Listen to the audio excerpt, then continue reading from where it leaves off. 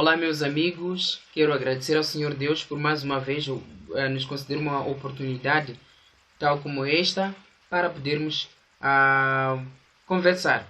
Eu, nesta lição, vou falar acerca da morte. Por que morte? Escolhi este tema numa primeira fase, olhando para aquilo que nós vivemos hoje. Nós temos visto muitas pessoas a morrerem por causa da pandemia, por causa da Covid-19. Outras morrem por causa das calamidades naturais. Quem está por detrás disso tudo? E por que morrer? Esta é a pergunta que nós vamos responder. Por que nós morremos? Porque afinal de contas, o homem, a coisa que dói mais ao homem é a morte. E o homem fica sem esperança, sem palavras.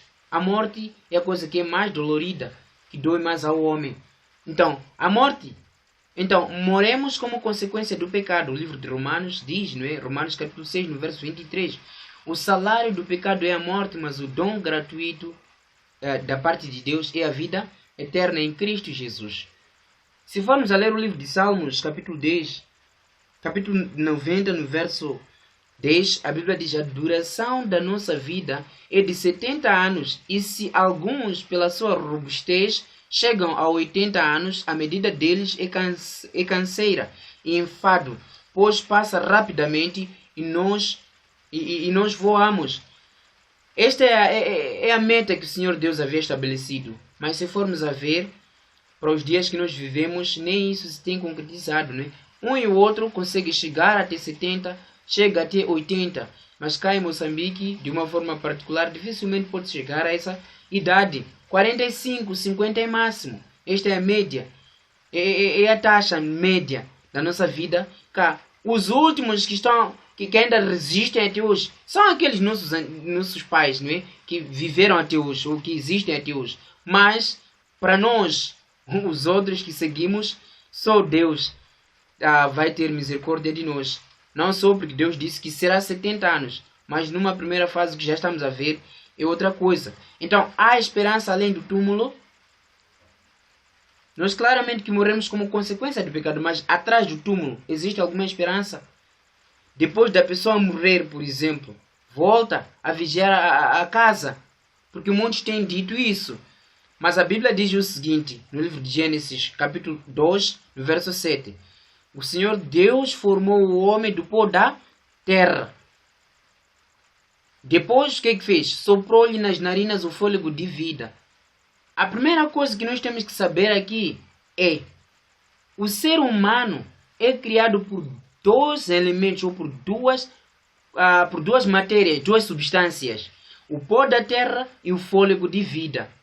Juntar essas duas coisas, ali sai o que chamamos de alma. Alma vivente. A Bíblia diz isso. O homem passou a ser alma vivente. Não diz que o homem teve alma vivente. Não. A Bíblia diz que passou a ser alma vivente. Isto é, o próprio homem, pessoa, é a própria alma. A pessoa em si é a própria alma. A Bíblia não diz que passou a ter alma vivente, não. Mas a Bíblia diz que teve.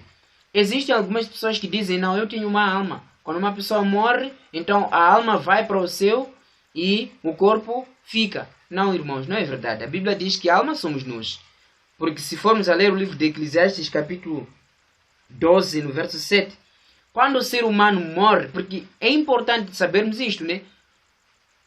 Antes de saber a morte, tem que conhecer como é que começa a vida. Tem que saber como é que começa a vida. Então, depois de conhecermos a vida, eu disse que é formado por duas matérias, o pó e o fôlego de vida. E isso forma aquilo que chamamos de alma vivente. Alma vivente é pessoa.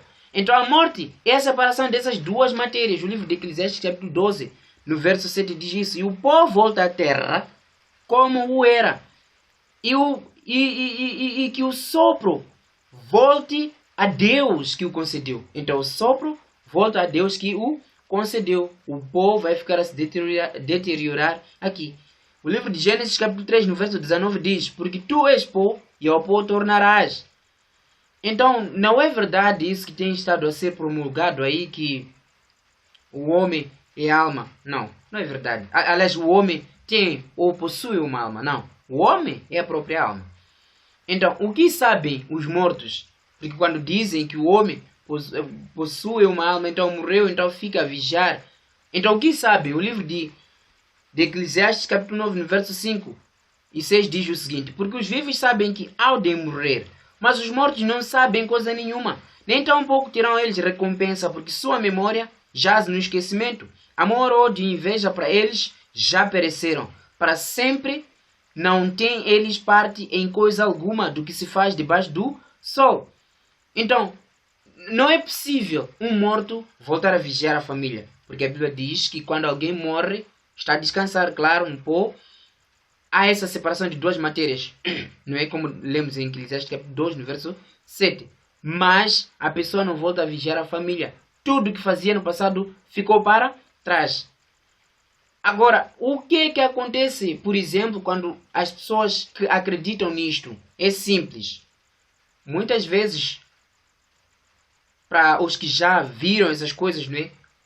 Nos cemitérios tem aparecido ghosts, deve ser em inglês, não é? Ghosts são fantasmas, como se diz. Aparecem lá nos cemitérios, não é? Mesmo em algumas famílias existem algumas aparições. E as pessoas pensam de facto que aquele membro da família, ou aquele que era drogado, como dizem, que era mágico, volta a atormentar a família ou a vigiar a família. Mas isto não é verdade. São demônios caídos que fazem aquele trabalho para fazerem-nos crer que a pessoa que morreu é que está a fazer aquilo. Porque esta é a primeira doutrina que Satanás colocou na terra. A segunda foi de ter atacado de novo uma parte da lei de Deus, o sábado. São duas. A imortalidade da alma e a questão do sábado. São duas doutrinas que ele prega mais. Ele quer que as pessoas pensem que quando a pessoa morre, não morre de vez. Por isso que ele formou lá aquela facção, não é? Espírita. Os espíritas pensam nisso. A pessoa se reencarna várias vezes, até para sempre. Mas isso não é verdade. Ele mente em si mesmo, isso não é verdade. Porque atrás do túmulo não há louvor. O livro de Salmos 146, verso 2 até 3 diz isso. Ninguém louva a Deus atrás do túmulo. Ou então, os mortos não podem louvar a Deus. Em suma, podemos dizer assim. Porque Salmos 115, verso 17 e 18 diz isso. Né? Os mortos não louvam o Senhor, nem os que deixem a região do silêncio. Nós, porém, bendiremos o Senhor desde agora e para sempre. Agora, se você é vivo e depois não ora, ou então não louva o Senhor, com a voz que Ele te deu, meu Deus, você está a querer incorrer no risco de estar na mesma condição com estes mortos. Mas Deus quer que você o possa louvar enquanto está vivo. Sim. Nunca houve alguém que já morreu e voltou a ver nos testemunhar de que lá acontece isto e aquilo. Não. A pessoa morreu e está a descansar para sempre. Só que Satanás personifica aquelas pessoas e engana as outras que é aquela pessoa que morreu. No livro de Salmos, capítulo 6, no verso 5, a Bíblia diz: pois na morte não há recordação de ti. No sepulcro, quem te dará louvor? Não existe. Lembra-te de que a minha vida é um sopro. Os meus olhos não tornarão a ver o bem. Os olhos dos que agora me veem não me verão mais. Os teus olhos me procurarão, mas já não serei. Tal como a nuvem se desfaz e passa, aquele que desce à sepultura jamais tornará a subir. Nunca mais tornará à sua casa. Nem o lugar onde habita o conhecerá jamais. O livro de João, capítulo 7, no verso 9 e 10. Nós somos uma alma. Nós não temos uma alma. Nós todos somos uma alma. Ninguém tem alma. Nós somos uma alma. Somos pessoa, corpo, apetite, vontade, morte. Isso acontece com a nossa alma. Isto é, nós somos uma alma. É importante nós sabermos isso. Nós não temos uma alma. Nós somos uma alma. Volto a repetir isto. Então, de acordo com a palavra de Deus, é exatamente isto. Este foi o engano que Satanás colocou lá no princípio. Certamente não morrereis, lá no livro de Gênesis, capítulo 4.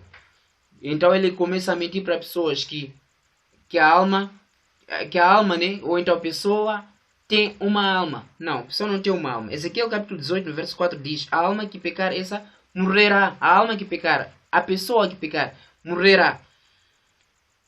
Que é o homem mortal, para que te lembres dele? E o filho do homem, para que o visites. Mas muitos ainda continuam a dizer que não. A alma é imortal. Não, a alma é imortal. A alma sou eu, é pessoa. A alma é pessoa. Então, o que tem acontecido é a doutrina que Satanás promulgou desde o Gênesis lá. Então, a Bíblia, no livro de 1 Timóteos, capítulo 6, no verso 15, 16, a Bíblia diz o seguinte: o Rei dos Reis e o Senhor dos Senhores, o único que possui imortalidade, que habita em luz inacessível, a quem homem algum jamais viu, nem é capaz de ver, a ele honra e poder eterno. Somente Jesus é que é imortal. E a solução da imortalidade é Jesus. O livro de João, capítulo 5, no verso 28 e 29, diz assim: não vos admireis mais com tudo isto. Vem a hora em que todos os que jazem nos túmulos ouvirão a sua voz e sairão. Os que tiverem feito o bem para a ressurreição da vida, os que praticaram o mal para a ressurreição do juízo. Entendam aqui que essas ressurreições acontecem em tempos diferentes, né? O verso está condensado, mas há um lapso de tempo aqui. A ressurreição dos justos e a ressurreição dos ímpios. O lapso de tempo é de 1000 anos. Haverá 1000 anos depois da ressurreição dos justos, claro. Ao Jesus voltar, todos aqueles que morreram em Cristo ressuscitarão primeiro e serão unidos com aqueles que tiverem sido encontrados vivos em Cristo para serem arrebatados para os seus. Haverá aqueles vivos que serão encontrados em Satanás. Esses vão morrer para estarem na mesma condição daqueles que terão sido encontrados mortos em Satanás. Mas dentre aqueles que estarão mortos em Satanás, um grupo parcial será ressuscitado. Aqueles que mataram Jesus só para verem depois voltar a descansar. Então é importante saber diferenciar isto. O livro de 1 Tessalonicenses, capítulo 4, no verso 16, diz: porquanto o Senhor mesmo, dada a sua palavra de ordem, ouvida a voz do arcanjo e ressoada a trombeta de Deus, descerá dos seus, e os mortos em Cristo ressuscitarão primeiro. Então, os que morreram em Cristo ressuscitarão primeiro. Ora, o Espírito diz expressadamente que nos últimos dias, nos últimos tempos, alguns apostatarão da fé por obedecerem a espíritos enganadores e a ensinos de demônios. Ensinos de demônios são esses que dizem que quando a pessoa morre, depois volta a vigiar a família. Isto é um ensino do demônio, dizer que a pessoa tem uma alma. Não, a pessoa não tem. A pessoa é uma alma. E ao Jesus voltar, nós seremos transformados em duas vertentes. O livro de 1 Coríntios, capítulo 15, verso 52, diz isso, né? Do corruptível para o incorruptível, do mortal para o imortal, não é? E isso vai acontecer num fechar e abrir de olhos. Eu sou a ressurreição e a vida. Quem crê em mim, ainda que morra, viverá. Esta é a nossa maior esperança, o livro de João, capítulo 11, no verso 28. Jesus nos garante a ressurreição se nós crermos nele. No livro de Mateus, no livro de João, capítulo 14, no verso 1, ele orienta, no verso 3. Credes em Deus, também credes em mim. Então, o segredo para ter a vida eterna é crer em Deus e crer em Jesus. Todo aquele que crê em Jesus, que Jesus é o Filho de Deus, que Jesus veio e morreu pelos nossos pecados, aquele que obedece aos seus mandamentos e deixa de seguir a doutrina de demônios, este, mesmo que morra, este terá sua vida de volta. O livro de Apocalipse, capítulo 14, no verso 13, diz: então ouvi uma voz do céu que dizia: escreve, bem-aventurados os mortos que desde agora morrem no Senhor. Sim, diz o Espírito, para que descansem dos seus trabalhos, pois suas obras os acompanham. Então, todo aquele que morrer, na verdade, que mora a praticar boas obras, este, ao Jesus voltar, será ressuscitado. Não porque as obras terão sido a base da ressurreição desta pessoa, não. Mas porque a pessoa já teria sido salva por Jesus e as obras vieram como resultado da salvação que as pessoas tiveram de Jesus. E isto vai nos resultar a vida eterna. Deus quer salvar a cada um de nós. Deus quer que a gente confie nele. E Deus proíbe as pessoas que consultam aos espíritos, que consultam os mortos. Porque os mortos nada sabem. Então por que as pessoas vão consultar aos mortos? As pessoas, quando acreditam na doutrina da imortalidade da alma, aquela doutrina perpetuada por diabo, elas acabam fazendo isso. Mas Deus não aconselha ninguém a aproximar aos demônios, ou então para ir consultar aos mortos. Não se achará entre ti quem faça passar pelo fogo o seu filho ou a sua filha, nem adivinhador, nem prognosticador, nem agoureiro, nem feiticeiro, nem encantador, nem necromante, nem mágico, nem quem consulta os mortos, pois todo aquele que faz tal coisa é abominação ao Senhor. O livro de Deuteronômio, capítulo 18, no verso 10 a 11. Ninguém é aconselhado a consultar aos mortos. A quem nós devemos consultar? É somente a Deus. O livro de Isaías, capítulo 8, no verso 19, diz isso. Não consultará a Deus a favor dos vivos o povo. Então, a favor dos vivos, vai se consultar aos mortos? Não. Só se consulta aos Deus. Aliás, ao Deus. O livro de 1 de Coríntios, 2 de Coríntios, capítulo 11, no verso 13 a 14, diz assim: porque os tais são falsos apóstolos, obreiros fraudulentos, transformando-se em apóstolos de Cristo. E não é de admirar, porque o próprio Satanás se transforma em anjo de luz. Não é muito, pois, que os seus próprios ministros se transformem em ministros de justiça, e o fim deles será conforme as suas próprias obras. Então Jesus Cristo nos aconselha a termos o cuidado. Existem aquelas famílias, por exemplo, que quando moram, pelo menos na minha família fazia-se, não é? Quando perdi a minha mãe, eu sou fã de pai, de mãe, por aí vai, mas Jesus Cristo me acolheu. Jesus Cristo desde muito me acolheu, e eu louvo a Ele, é o meu Pai. E eu estou grato por isso. Então, antes de eu conhecer antes de conhecer o Adventismo, mesmo depois de conhecer, antes eu participava dessas sessões espíritas, não é? Para mim era normal e sentia-me protegido. Eu achava que aquela pessoa morta que me protegia, a minha mãe que me protegia. Mas depois de eu conhecer a Cristo, aprendi, vi que não era isso, era demônio de facto. Já me obrigavam a participar, mas eu não participava mais, porque eu havia aprendido. São demônios que fazem esse trabalho. O livro de João, capítulo 8, no verso 32, diz: conhecereis a verdade, e a verdade vos libertará. Todo aquele que conhece, que está a conhecer desde então a verdade, precisa de se entregar a Jesus para estar livre das garras do inimigo, os ditames do inimigo. Pois a nossa pátria está nos céus, de onde também aguardamos o Salvador, o Senhor Jesus Cristo, o qual transformará o nosso corpo de humilhação para ser igual ao corpo da sua glória. Filipenses capítulo 3, no verso 20 e 21. Querido amigo, este é o convite que eu faço a você para que possa seguir a Jesus Cristo. Deixe de seguir as doutrinas dos demônios e siga somente a Jesus. Jesus te ama e Ele quer que você possa pertencer a Ele. Você pertence a Jesus, não pertence ao inimigo. Quando uma pessoa morre, não vigia a casa, ela desapareceu, ela está no descanso profundo. Porque Deus foi quem disse: não se consulta aos mortos, porque isto é abominável ao Senhor. Jesus quer-te bem. Jesus quer que você possa consultar a Ele. Tens algum problema? Vá a Jesus. Não vá aos agoureiros, não vá aos feiticeiros. Quer vida? Vá a Jesus, porque Jesus é a fonte da vida. Quer água? Vá a Jesus, porque Jesus Cristo é a água torrente da vida. Jesus Cristo ama você e quer a sua salvação. Então, Ele quer você para a eternidade. Esta mensagem eu havia preparado para você. Nós vamos orar para que o Senhor Deus nos livre dessas duas doutrinas do inimigo: a imortalidade da alma e a guardia do domingo. Vamos orar. Senhor Deus, nós te agradecemos pelo estudo que passou para nós.